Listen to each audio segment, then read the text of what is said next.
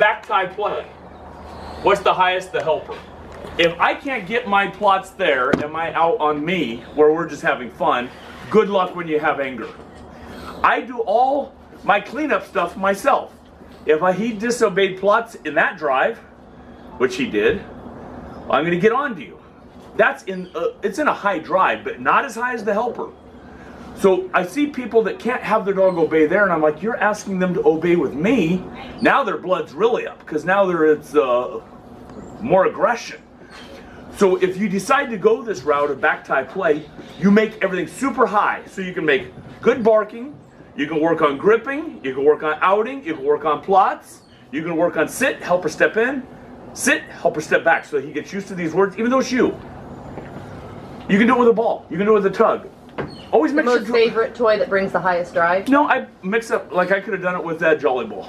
I just mix it up. I used the sleeve only today because I didn't bring my longer tug. I was like, this is going to get ugly in a second. I got a vet here that could stitch me up maybe, but like this might get... We'll have to lasso him first. Yeah, I'll hey, don't brand me. So the backtie play, here's the very first thing that I do with a puppy. When I have a maybe 10-week-old puppy, I put him on the backtie, and the leash should be a little longer than the puppy. So if the puppy's this long, the leash should be just about this long. So they're not twirling, getting everything caught. And I sit in a chair and I just feed them. So they learn pulling into the harness is good. They're already learning that backtie is a very fun place. I'm not using a ball or a toy or anything. Just feeding them.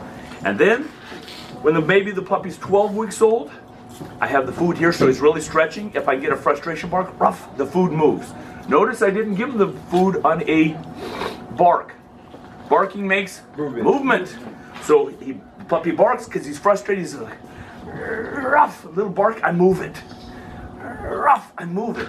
You know, maybe just one. Then maybe next week, ruff, ruff. Now, yes. Let me add one more thing on the length of the thing.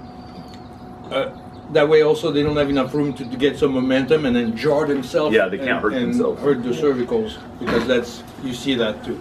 So here's another thing that I do. So how do you reward the bark then at that point? I click and give them the food. But you do. Yeah, but not. But barking makes movement, barking makes movement, barking makes movement, food. Maybe like 3 of them. They need to initially get the reward. Thank you.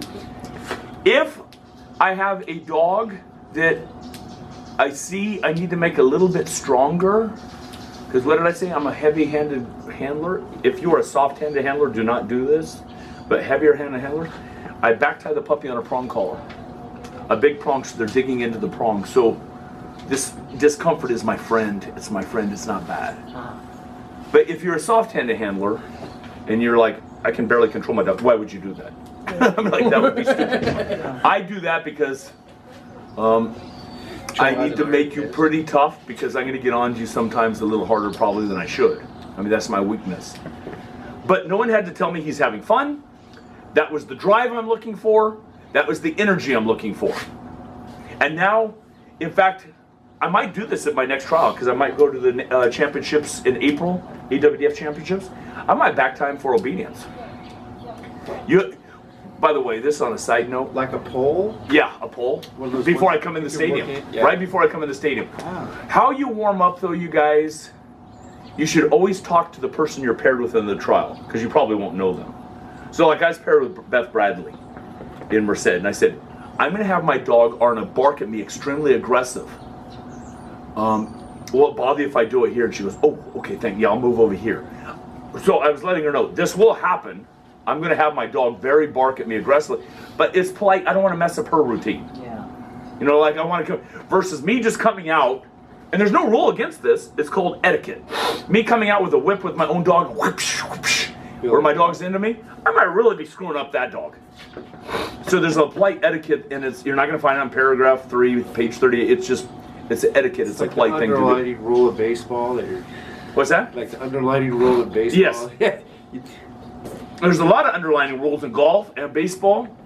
You know, like don't talk on the backswing or whatever. I mean, don't carry the bat. You're gonna get one of the bean balls later. Yeah. Right before Kyle and I paired up for the BH at your place, I kept looking at when I was going to go, because I didn't want to mess him up. I was the dummy dog, the honor dog.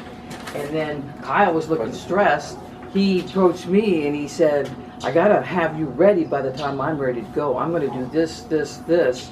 And I said, I'm all about pairing up with you to make sure, because you're trialing, to make sure that whatever it is that you want, Yeah. I'm gonna be right there. And, but being aware what the other guy is trying to accomplish and what he's gonna do, and we worked it out before we went out there. That's very polite, and it's the right thing to do. Now my dog is maybe 14 weeks old, and it's on the back tie. I sit down and I have the lunge whip. You can get a short lunge whip, so it's not the huge long ones. And I'm playing with the puppy, so it's getting excited. And I stop, and if I get a bark, I want to see if I get a bark. It moves. You don't have to ask for one bark initially, and it barks. It moves, and it barks, and then I give a bite, and I come up and I practice holding it under the chin.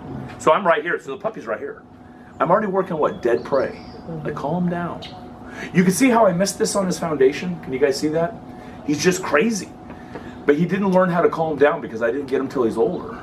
13 months or whatever. I missed that whole puppy part where they have to calm on that bite.